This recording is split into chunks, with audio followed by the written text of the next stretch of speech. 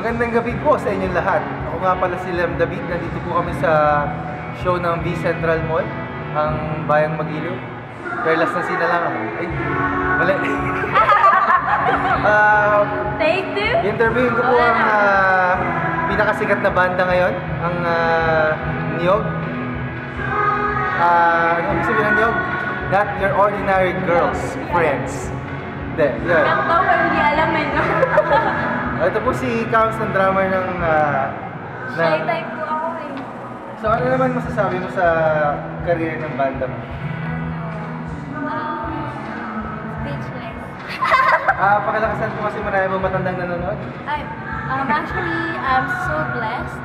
Wow. Oh my gosh, me too. Ito si Ito nga Ariana. pala si Ariana, ang malupit na gitarista ng Niyog. Ano masasabi mo sa akin? Pogi niyo po. Pogi niyo Ikaw? po. Galing niyo po mag-gitara at saka kumanta. Meron po tayong interview na special fan. Special fan?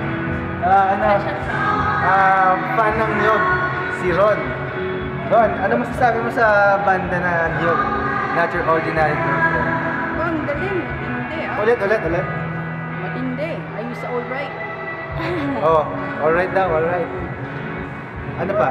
Meron ka bang message para sa mga fans mo? Fans ko. Para kay Kams.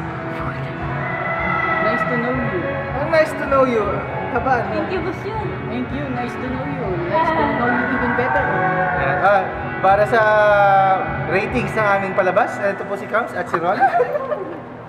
Walang ganyan. Be kind to your fans. Diba?